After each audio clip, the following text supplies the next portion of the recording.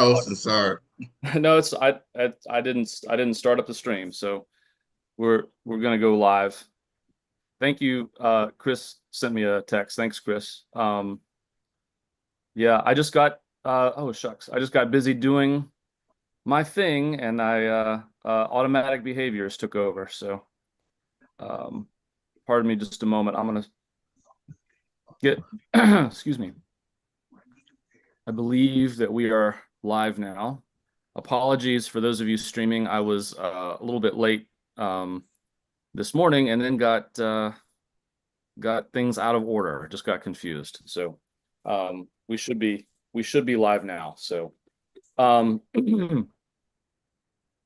so we'll get go on with prayer. I'll get us started, and then if those of you who are if you're on Zoom, you can put prayer requests in the chat. If you are on Facebook or YouTube, feel free to put prayer requests in the comments. Let's go to God in prayer.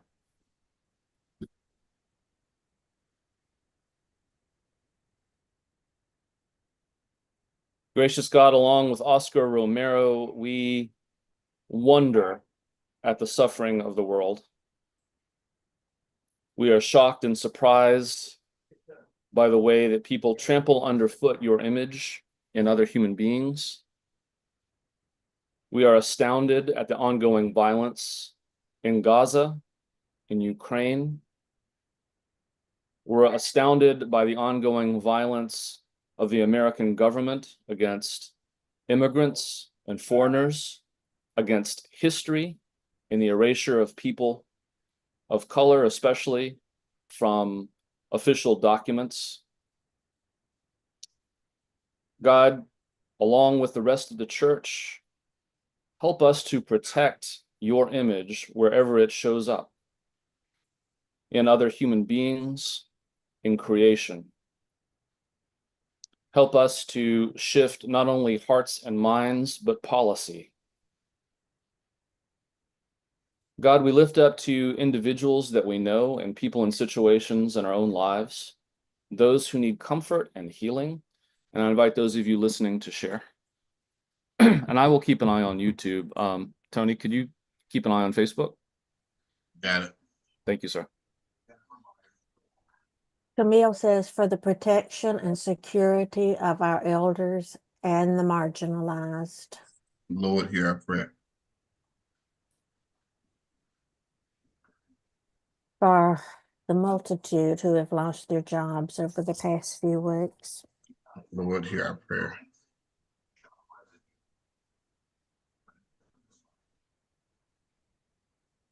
For Lauren and Jones. Lord, hear our prayer. Chris said to lift the scales from our neighbor's eyes. Amen. Lord, hear our prayer. Lord, hear our prayer. For those who are unhoused. Lord, hear our prayer. For the safety of protesters. Lord, hear our prayer. For the people of Sudan. Lord, hear our prayer.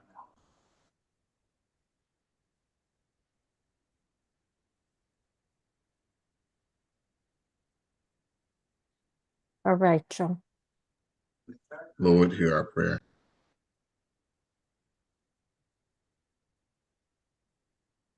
For the plants, animals, and the more than human world. Lord, hear our prayer.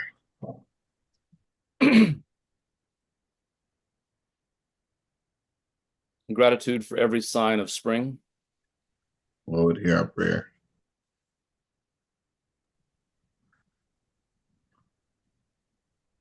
Gratitude for those standing up to injustice.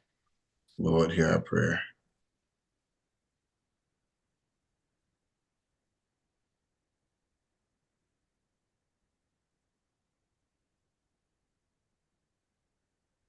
For endurance and encouragement for activists and organizers. Lord, hear our prayer.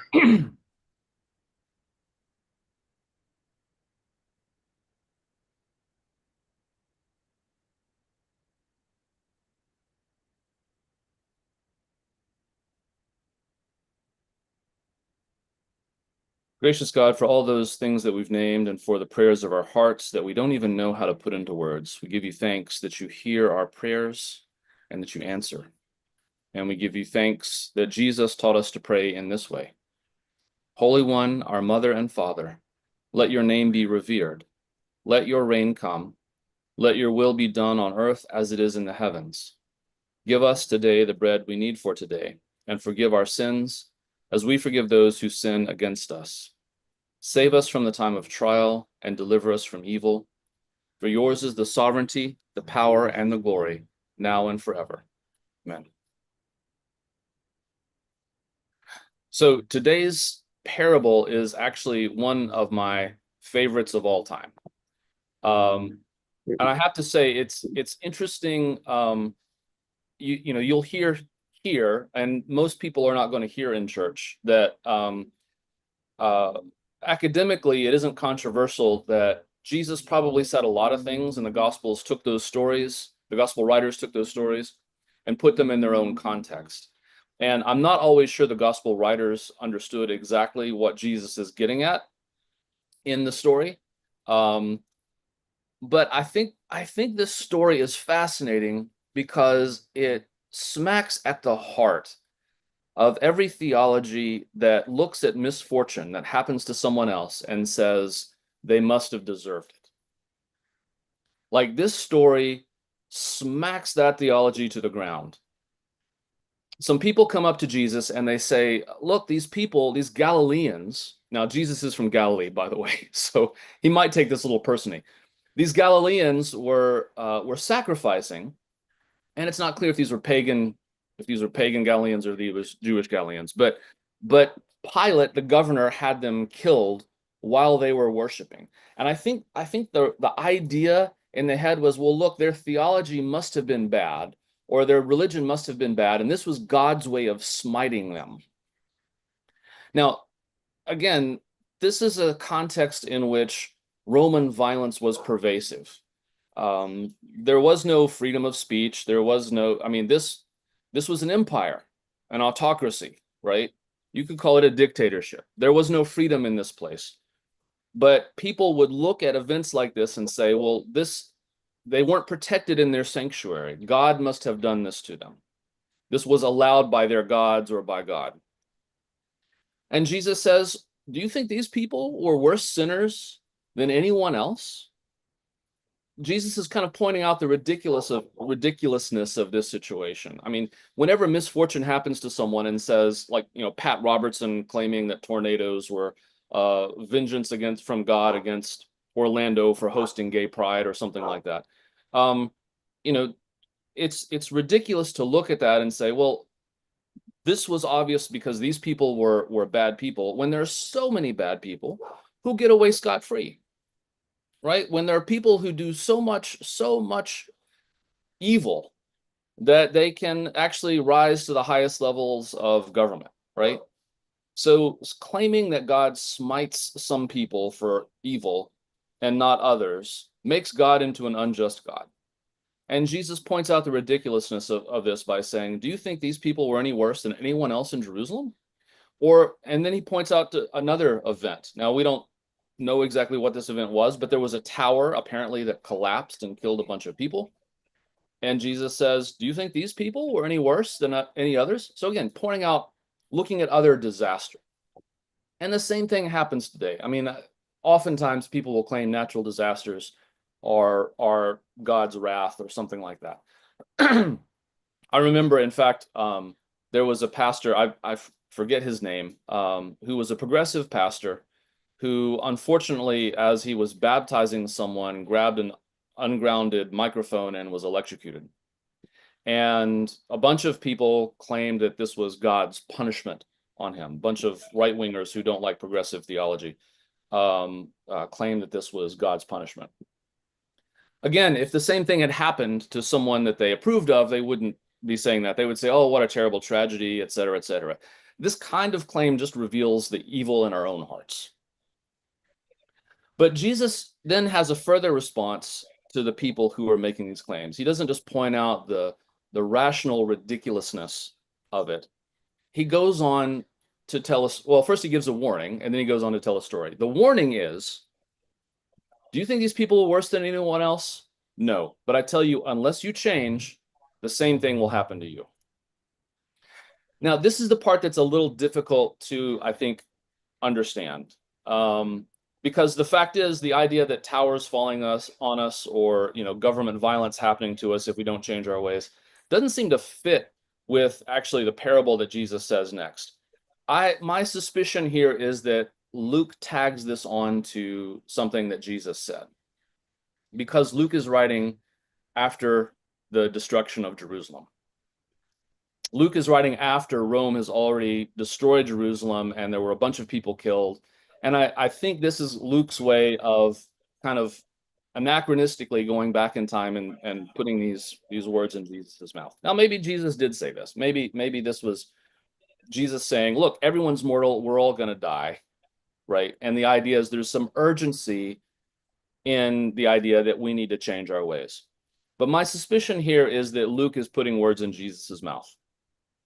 Now, again, this is not a controversial opinion in academic circles. It might be controversial among the tens of thousands of people who are attending church today who don't believe in academic study of the Bible. But the idea is that the gospel writers sometimes take Jesus's words and give them a little twist to fit their own agenda. Luke knows that Jerusalem was destroyed, and so he can put these words in Jesus's mouth as a warning. I don't think it fits. Especially, I don't think it fits with the next story that Jesus tells. And here's why. Jesus tells a story about a man who owns a fig tree who says to the gardener, I've been coming here for 3 years looking for fruit on this tree. Why should it waste the soil? Why is it taking up space in my orchard? And he's talking to the gardener. Now, the gardener's job is to make things grow. And I have to say, as someone who has been trying to plant a food forest, an orchard, for the past several years, I get this story in a way that I didn't before. In fact, we have some fig trees. I swear, every year I will come check after the winter frost, after the winter and the spring, and the figs are really slow to put out their leaves. And I think, oh no, they're dead. Like every single year, I'm afraid that they're dead. And every single year, they leaf out probably in June, and I'm surprised. I'm so delighted that they've come back to life. Fig trees are like that. They're a little bit fickle, but you can look down in the stem and you can actually see the sap, the white milky sap rising in fig trees. They're really interesting creatures. But by law, the owner is not, by Jewish law, like the first few years of figs that these trees produce are meant to be given away. They're meant to go to the temple as a sacrifice, and they would be distributed among the poor. The first fruits of animals and plants all belong to God. So for the first several years, any figs that were produced from this tree, right, should have been going to the temple, should have been going to God. So he's not supposed to collect figs from this tree for the first 3 years. So it's possible that he's actually saying for 6 years he's been coming. This fig tree hasn't produced any fruit for 6 years. It's probably not going to produce at this point, right? We are pretty confident that at this point, this fig tree is a stick. It's not producing anything. And so the owner comes to the gardener and completely just in his saying, why is this plant taking up space when it is producing nothing? Go ahead, cut it down, replace it with something else. All right, this is the logical thing to do. The gardener replies, give it 1 more year. Give it year 7. Now, the idea here is this is nuts. This tree is not going to produce anything, but the gardener is so dedicated to the tree, is so dedicated to living things that he can't bear to cut it down. Now, I didn't grasp this until I actually started trying to grow fruit trees. Right? Now we have some apple trees out front. One of them has fire blight, which is a bacterial infection. And I hate this because it looks like the twigs start looking like they've burned. They turn brown or they get blackened as though they've been burned, and they curl up. It really looks like they've been burned. That's why it's called fire blight. And if you have to cut off the branches, like anything that's got fire blight, you can't do anything with it. You have to burn it. If you leave the branches around, it's going to recontaminate, right? And one tree will contaminate another and will contaminate another. And I've already had to cut down one apple tree, and another apple tree has the fire blight now. And I literally teared up when I cut down the tree. I mean, it's tough. It's tough to do this, right? If you're going to steward things, sometimes you have to take an axe to them. That's the same thing for trees, chickens, whatever you want to grow. If you want to take care of things, sometimes you have to cut them down, especially if they're contaminated with something. But this gardener is so committed to this tree that just the fact that it hasn't produced yet isn't enough for him. He wants to see it live. And so he says to the owner, give me another year. And the word here is, they translate it as fertilizer. It's copria. It's farmers don't say fertilizer. You might politely translate it as manure, but the fact that it's here in the parable is meant to be kind of punchy. Let me put some beep on it and give it another year. And if it doesn't produce, the gardener says, you can cut it down. In other words, the gardener says, I'm not cutting it down. You can do it. Now, this is a gutsy gardener telling the owner, if you want to cut it down, you're going to have to do it. I'm committed to making this thing live and produce. And I believe that what God is saying, I believe that what Jesus is saying is that this is how God behaves. God is committed to living things. God is committed to ridiculous amounts of patience to let people change their ways, to let people be transformed.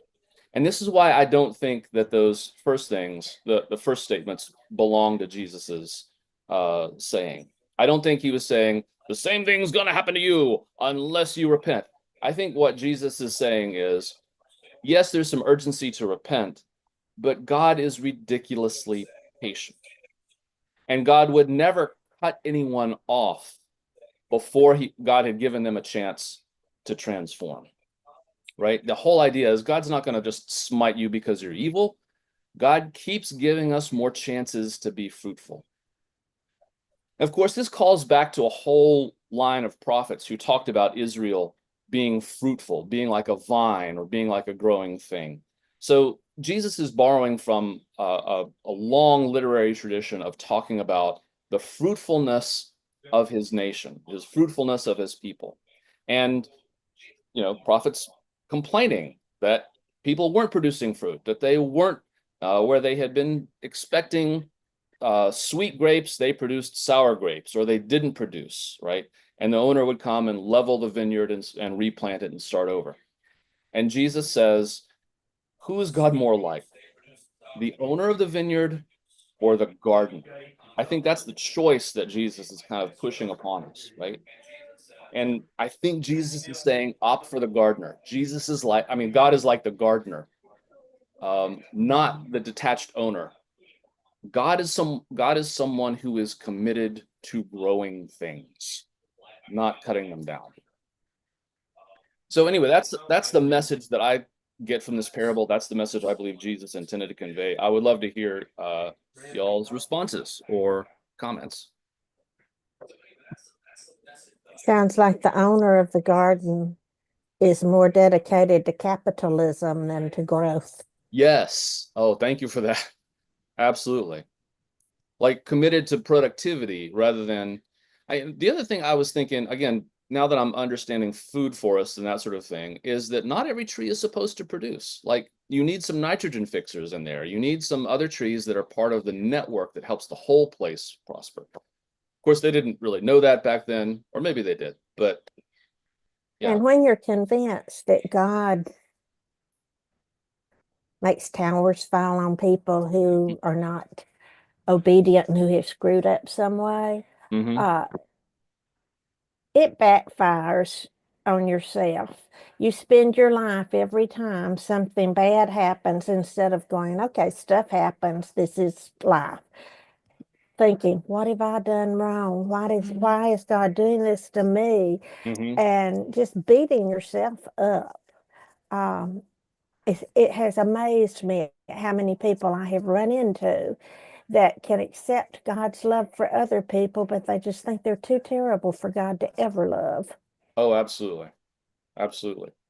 Well, I'll share someone who treats obsessive compulsive disorder, including religious OCD. I see that a lot. Like people believing that random crap happening to them is because they did something wrong. And I mean it makes people live a life of anxiety and depression. It's really, really hard. Camille said my father was a farmer. He would always say that fig trees can take years to produce. If they didn't produce fruit after that time, and if it was not dead, it meant that it needed more water and care. We Mm-hmm. are the fig trees that are still alive but not producing. We just need more care to bring forth fruit Yeah. and not more condemnation. Mm-hmm. Thank you for that.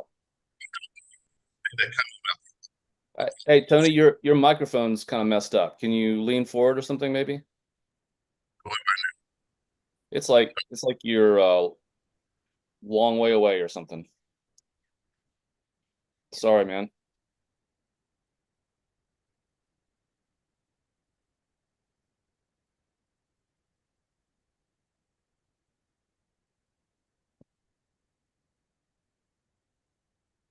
It's muted or nothing's coming What through. about now? Still the same? Oh, much better, much better. Thank you. I didn't even do anything. But Okay. anyway, um, it occurred to me that when people feel like that, when they feel like that somehow or another they're the worst people because of things they done, where did they get that from? Mm-hmm. Usually the church. Frequently, yeah. Mm-hmm. Are their You know, parents or their Or the parents, teacher? yeah. Yeah. who probably went to a church. Mm-hmm. But my point my point is that even when you were talking earlier, I remember I think there was an earthquake and hurricane that hit Haiti at the Yeah. same time. And Mm-hmm. one of those right wing evangelists was like, well, it's because they practice voodoo and blah blah blah blah blah. Yeah. Our country is burning down, it's flooding, it's burning down and flooding. Yeah. And like, so you don't think we're doing anything wrong? Like, Yes. why is it always them and not us?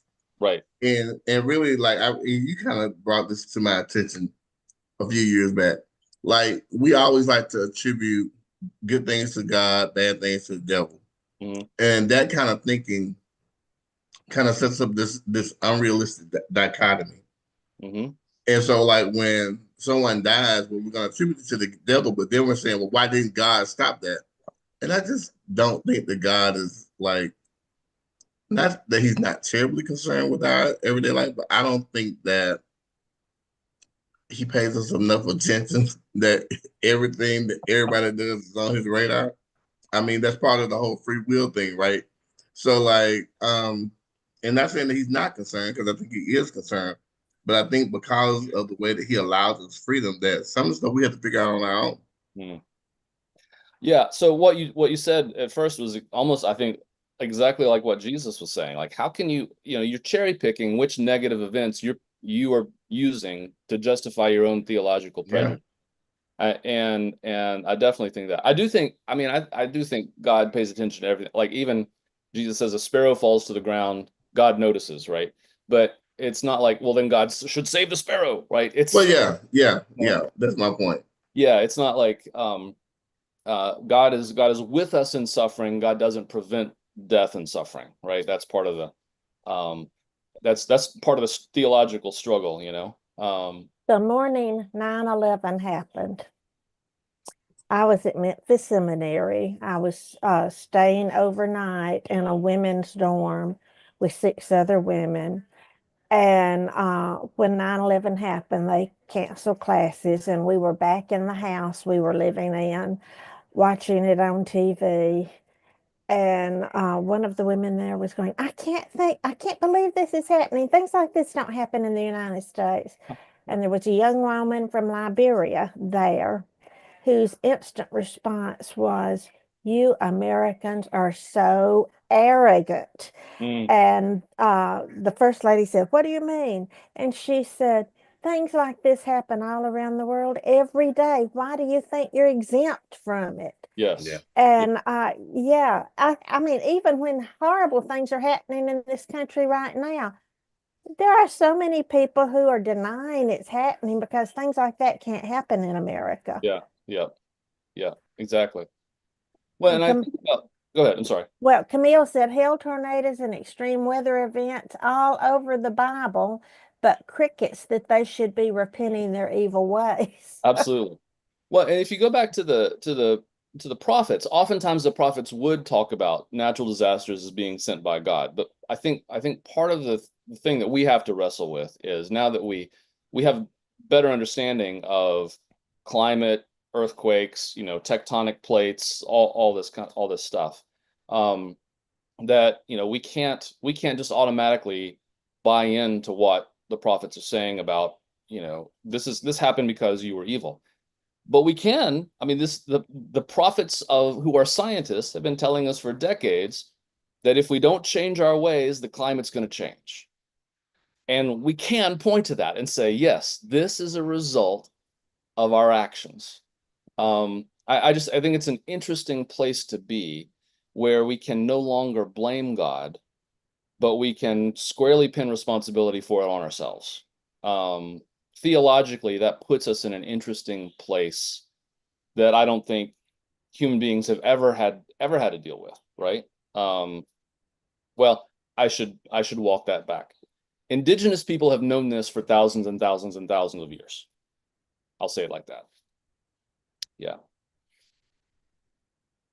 Other comments, reflections on the story, or?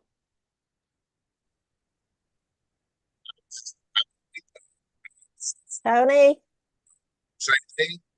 you're doing it again. Your mic's weird again. I didn't do anything.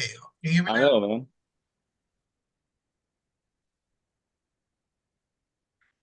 So suddenly like the bass just drops completely out, and it's almost like it's tinny.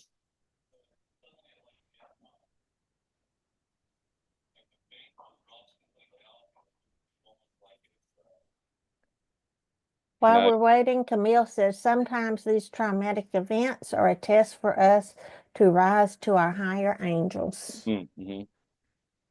Yeah, I mean, this is one of the hard things with just even talking about, why bad things happen, right? It's called theodicy, how we justify God allowing bad things to happen. And I think one of the things we do talk about is that, like Mr. Rogers says, look for the helpers, whenever bad things happen. You look for those who are being the hands and feet of God.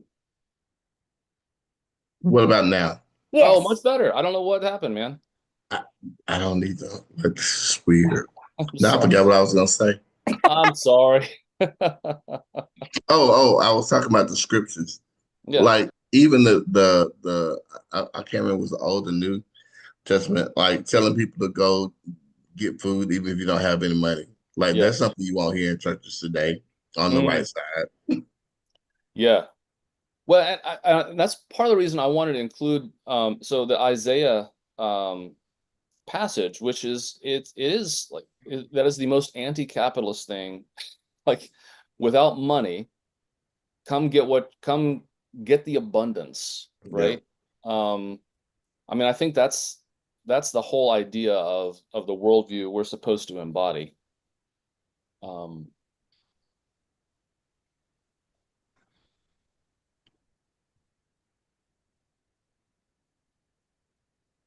Let's see. Camille says, did we read her last comment?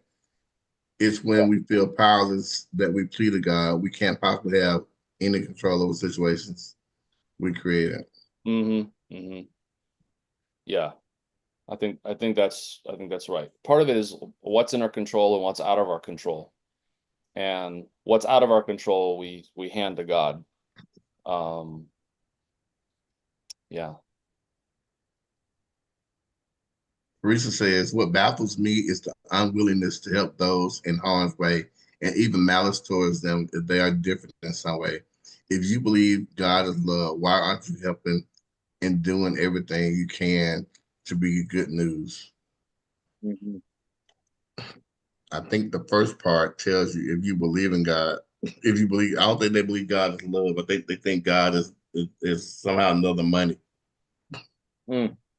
Their mascot. Yeah. Just a comment And from YouTube, Tony. Someone says it sounds like your mic could be wearing out, or the wire to your mic could be wearing out. I I don't don't know. even have a mic. It's in the car. It's on the.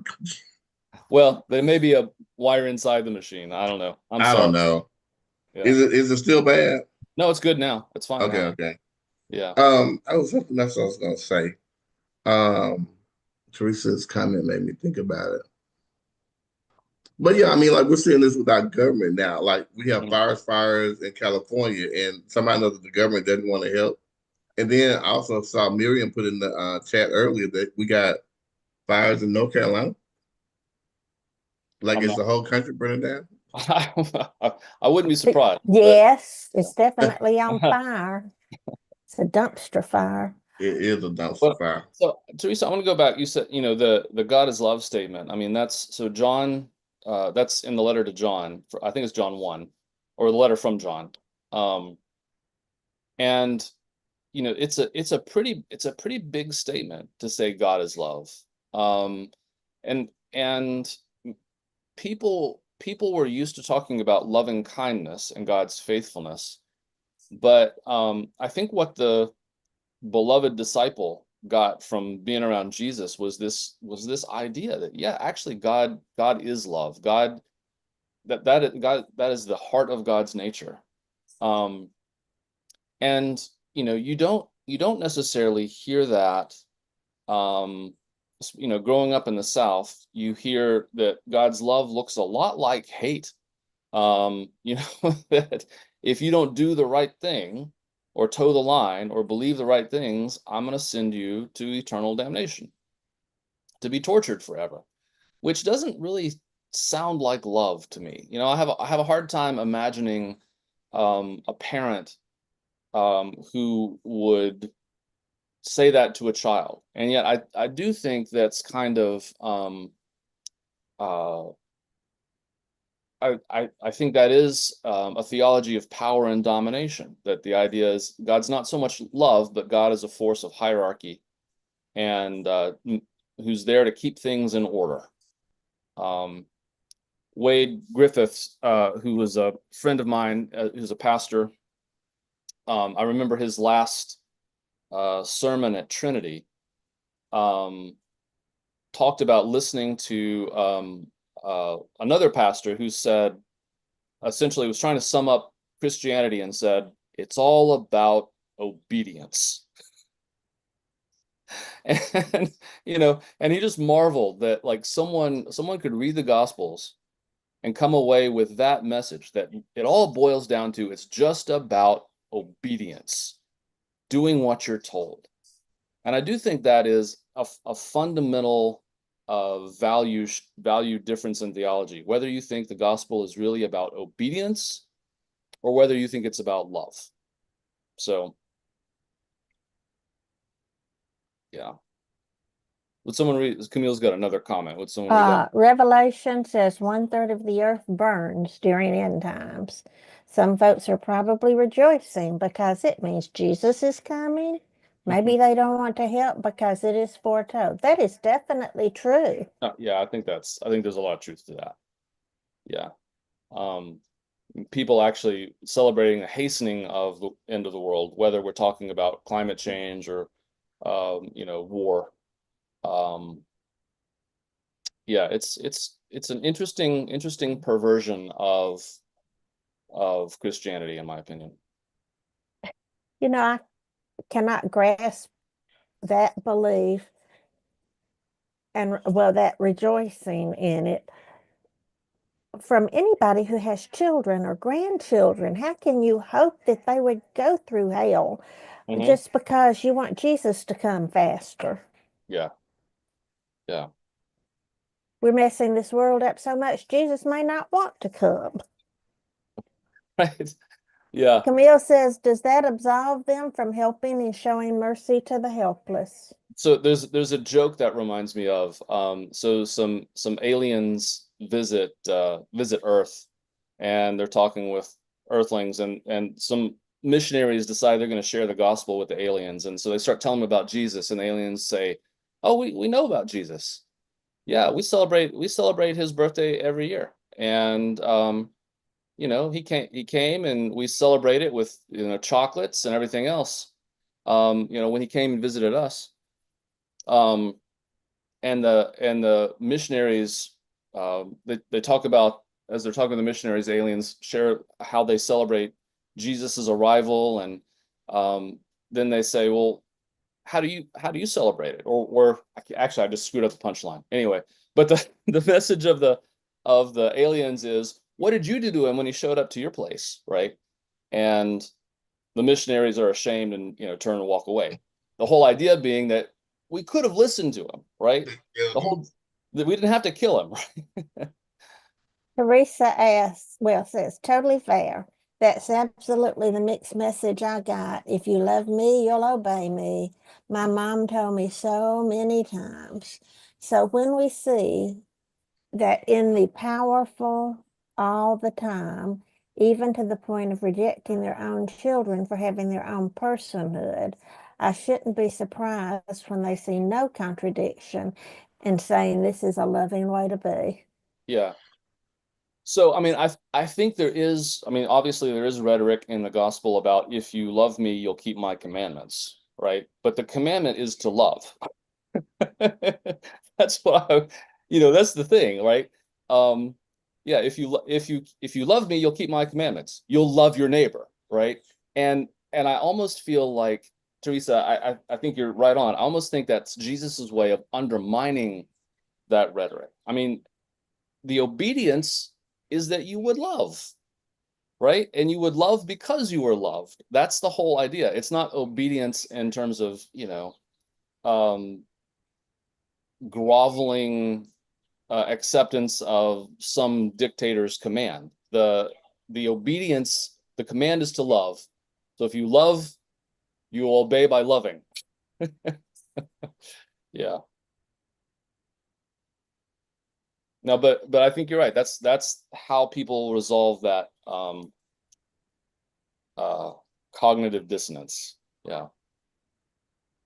Sometimes I don't think they even believe it themselves, though, Dave. Like, I'm thinking about during COVID, you had a certain brand of conservative white people who were like, well, I think my grandmother would rather die before she puts on a mask because that's her liberty. And I'm like, who wants their grandma to die? Like, what's wrong with y'all? Like, Yeah. what? How does that work? And now I saw somebody refer to them as liberty freckles. The measles outbreak in Texas. Yeah. Yeah. But like, we're not even cover this anymore. And then the thing about it that makes me the most irritated is the people who are doing the dumbest things really feel like they have some type of like hold on Christ and what he wants. And they do nothing of, we talked about this before, they do nothing of what he says. But somehow or another, they're the loudest people. And I tell people all the time, like, let me give you an example. I was looking at a car yesterday. Me and Demetrius got on our motorcycles. We drove to Coleman of all places. And this guy works for Long Lewis Ford. And so he was telling us about how they had like the no haggle pricing. He goes, and just let's so you know, like we're a Christian organization, we're a Christian company. I hope that doesn't offend you. Yeah. Right. What are y'all doing that you have to? What are Christians doing that we have to practice stuff like that? Yeah. Like why? I make no apologies for being a Christian whatsoever. I don't say that I'm spiritual or not religious because I think you have to be a little bit of both. But like we have such a bad name at this point that you literally have to like make a caveat before when you tell that means that we're not Christian, we're church folk. Right. And church folk and Christian are two different things. Well, as soon as someone tells me that, oh, this is a Christian business, my first thought is, what kind of Christian? Like I'm immediately like, my antenna Well, go up. I'm a little anxious, right? and the real meaning behind that, I'm Christian, I hope that doesn't offend you, is I really hope it does offend you. And then I can tell you why I'm a Christian and get another notch on my belt to heaven. Well, it could be. Yeah. I just Camille, don't. Go ahead, Paul. Camille says these are the same folks who would want to chop down the tree because there is no benefit in postponing its demise. I had a lucky bamboo that was just a stick for years, but I couldn't toss it. I gave it vitamins and it's shooting again. Oh, so that reminds me. I have to tell you all about a book I'm reading. I forget the author's name, but it's called The Overstory. And it's really a story about a group of people told from the perspective of the trees. And some of the people go on to be protesters in the late 80s, early 90s, who are trying to save the forests, But it is a wonderful, wonderful book that I heartily recommend to anyone listening. It starts off, she's just telling story. It sounds like it's a bunch of disconnected stories, but she weaves them all together. So anyway, great book. I heartily recommend it. And that's also part of why I'm really jazzed by this story today. So we are kind of drawn up on 11. I do want to. I got a question from YouTube that I think is an interesting, and again, it's an off-topic question, so I just want to pitch it to the community real quick. Someone's asking if we know a Black queer male therapist in the Birmingham area, and if someone does, if you can put it in the chat, that would be helpful. So.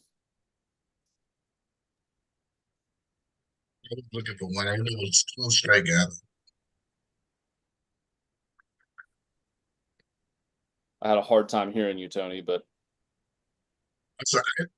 If they want to do virtual, I do know someone that they could do, but he's not necessarily in Birmingham. okay. Thank you. Angela says the Overstory is by Richard Powers. Okay. Yeah. Well, so because we are drawing up on 11 o'clock, and I feel like this may be a good place to could I repeat? I'm sorry. Was that for me to repeat? Or for Tony to repeat? Oh, the name, if you have the name of a Black queer male therapist, someone is looking for someone. If you just put in the chat, or if you can email me, dave@stjunia.org, then I can share that with the person who asked.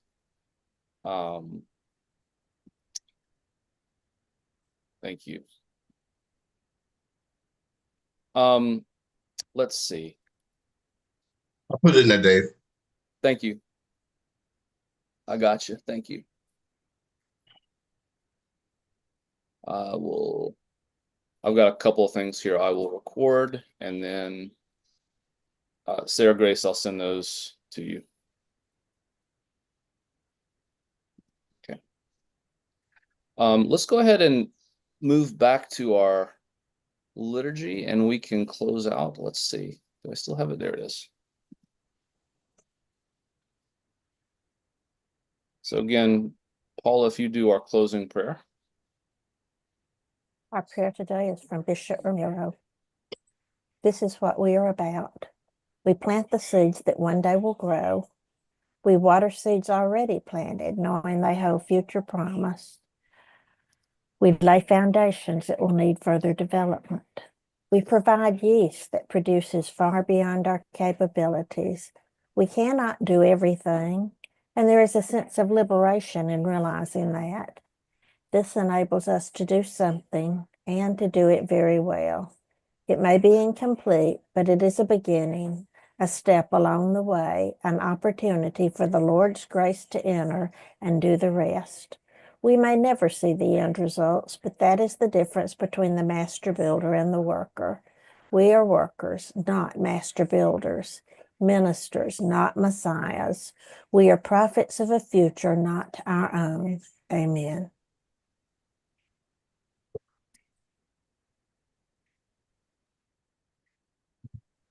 Oh, Nothing is wasted.